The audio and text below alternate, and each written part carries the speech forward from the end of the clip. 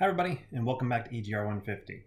Now today we're going to be going through a few functions before the if function. I know this whole section is about logic, but before you can really use that, we need to understand a couple more of the built-in functions for Excel. These are going to be sum, count, and average. So as you can see, I'm on the index page here. It's gotten bigger. I'm adding more. I'm going to click on this, and it'll jump me over here to the sum, average, and count functions.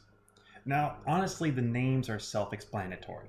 What do you think the sum function does? Well, it adds all of them together. That's what a sum is. What does the average do? Well, it gives you the average of a set of numbers. What does count do? It counts. And actually count can count more than numbers. It can count how many times you say bad, how many times you say good. That would be count if. There's a special function for that.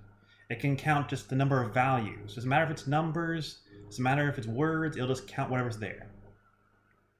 And this is good. This is a good thing.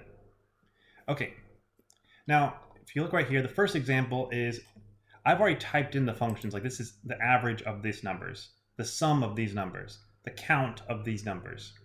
I've already done that for you. So if you just go back in there and you delete these numbers, you'll see that it changes. This is just to show you that they will automatically update. That's the amazing thing about the sum, average, and count. If I select a set of numbers and I delete some or add some, they will update automatically, which is good. This helps us out. Okay, and then I make you repetitively do this because I'm a mean professor. I make you take the average of these numbers. I'll do 3 of these with you, and the rest you're going to do on your own. So average equals, as always, the equal sign starts it, average.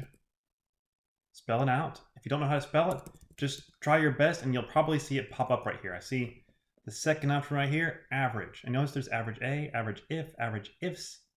We're not going to get into those, honestly. If you have questions about them, I'm happy to go over them with you.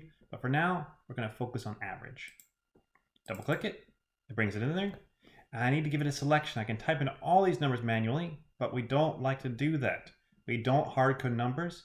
So instead, I select all the cells.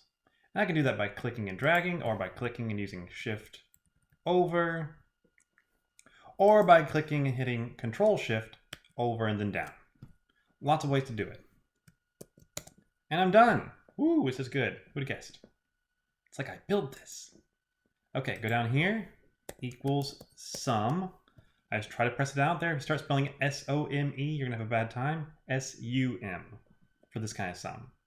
I select all the numbers. And I'm good. And then finally, count equals count. And there's count A, count blank, count if, count ifs. There's so many of them. We're just going with plain old regular count. And I select all of these.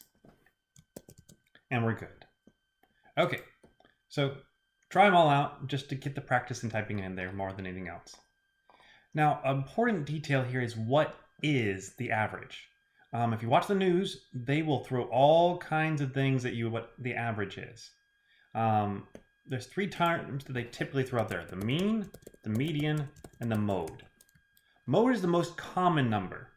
So if you work at a business, the most common number is probably going to be a lot lower than the CEO's. You know, most common income is maybe 30,000 at this particular company. The average is probably higher than that because there's some CEO who gets paid 4 million, and so the average income goes up. So sometimes people say mode is the average. That's wrong. That's really not what they should be doing. It's deceptive. Median is the exact middle number. That means if you have half the people below you and half the people above you, you are right down the middle.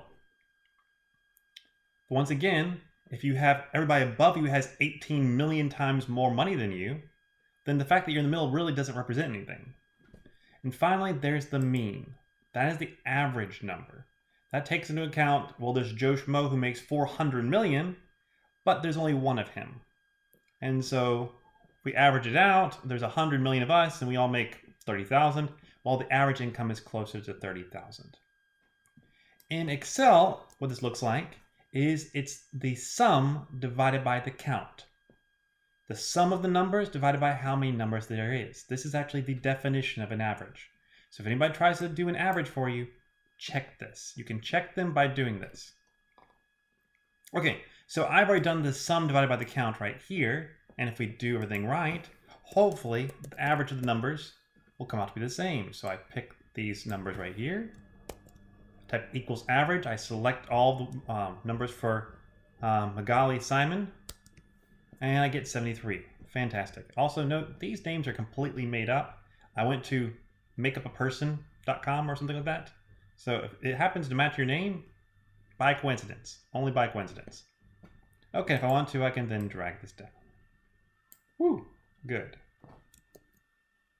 And once again, I gotta remember to undo these things. I keep on forgetting that. You should remind me. Okay, and then finally, I'm gonna let you do this one on your own. Total their expenses to see if they went over budget. I'm kind of worried about their comic book budget. That seems a bit high. Okay, well, hopefully this helped you. You learned a little bit more about the sum, average, and count functions, and you can do something fun with them. I mean, like the budget thing is a great idea. So with that, I'll see all of you later. Bye-bye.